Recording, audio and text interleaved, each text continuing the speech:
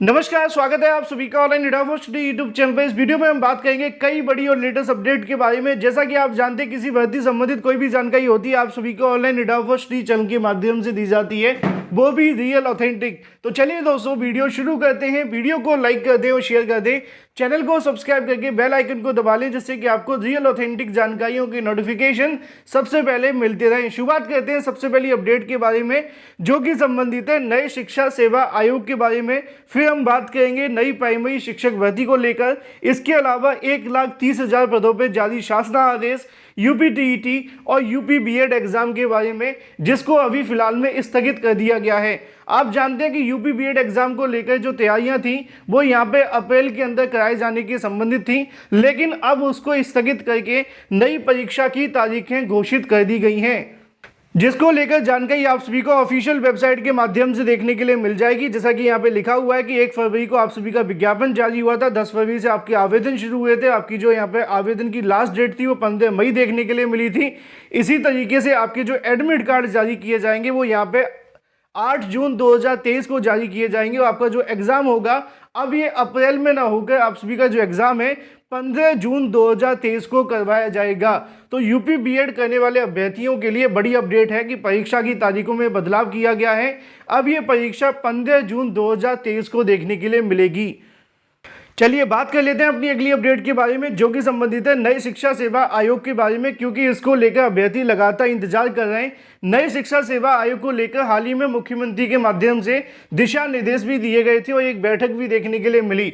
उसके बाद उम्मीद थी कि कैबिनेट के अंदर इस मुद्दे पर अंतिम निर्णय हो जाएगा, लेकिन कैबिनेट के अंदर इस मुद्दे को नहीं उठाया गया।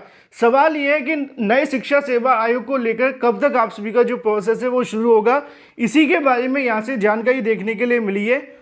हाल ही में जब मुख्यमंत्री के माध्यम से नई शिक्षा सेवा आयोग को लेकर एक बैठक आयोजित की गई थी, तो उसके अंदर सबसे पहले सरकार की तरफ से इस मुद्दे के बारे में जानकारी मांगी गई कि जो आयोग के अंदर सदस्यों की नियुक्ति होने वाली है, या फिर जो भी यहाँ पे अधिकारी देखने के लिए मिलेंगे, चाहे वो सचिव हों या फिर उसके अध्यक्ष हों या फिर इसके अलावा और भी तमाम कार्यकारी अधिकारी, इन तमाम अधिकारियों की जो नियुक्ति का प्रोसेस है वो कब तक शुरू होगा, क्या क्या योग्यताएं देखने के लिए मिलेंगी।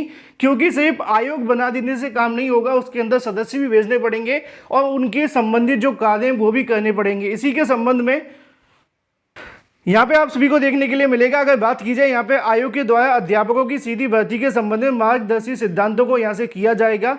अध्यापकों की नियुक्ति के संबंध में चयन परीक्षा, इंटरव्यू आदि के माध्यम से देखने के लिए मिलेगा।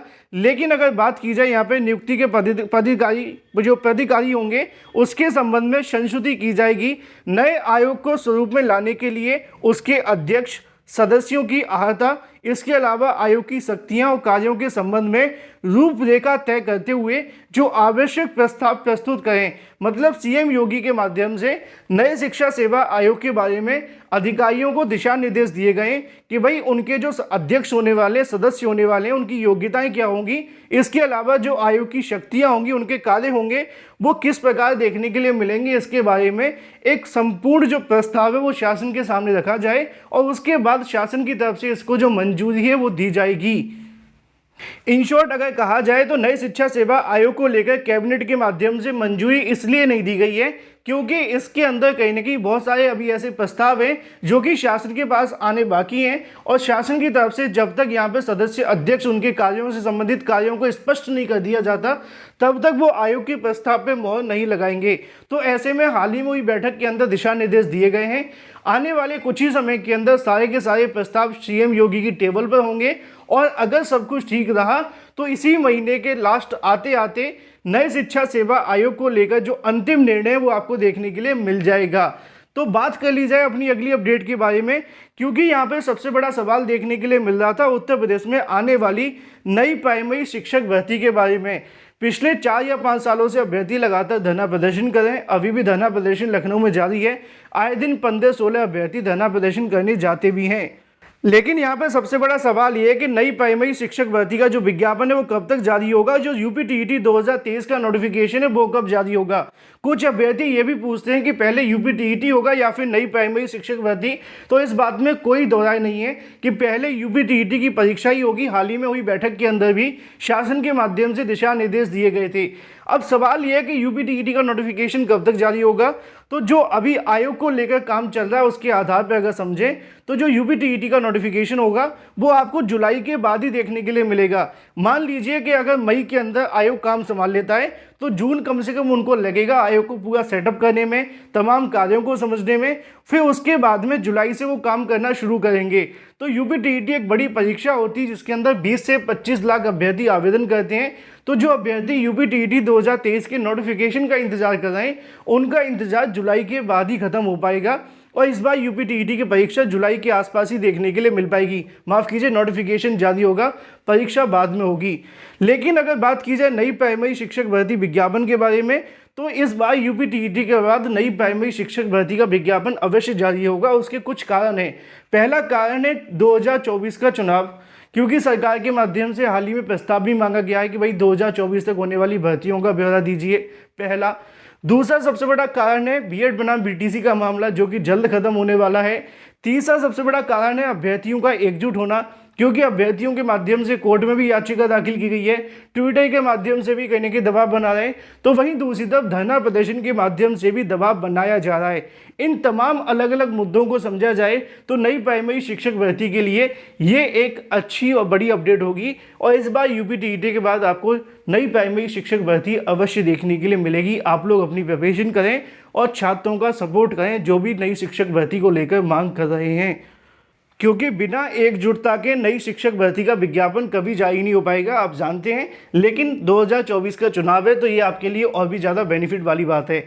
चलिए बात कर लेते हैं अपनी अगली अपडेट के बारे में जो कि संबंधित है 1,30,000 पदों पर नई भर्ती के विज्ञापन के बारे में, जिसको लेकर यहाँ से जो शासन आदेश है वो जारी कर दिया गया है, जिसके बारे में जानकारी आप सभी की स्क्रीन के ऊपर देखने के लिए मिल जाती है।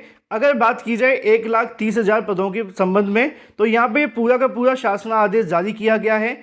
एक तरीके से हम कह सकते हैं कि नियमावली जारी की गई है कि किस तरीके से भर्तियां देखने के लिए मिलेंगी, क्या योग्यताएं रहेंगी, किस किस को यहाँ पे किस प्रकार यहाँ से जो अधिमानी योग्यता या प्रेफरेंस हम कह सकते हैं वो सारी चीज़ें लिखी हुई हैं।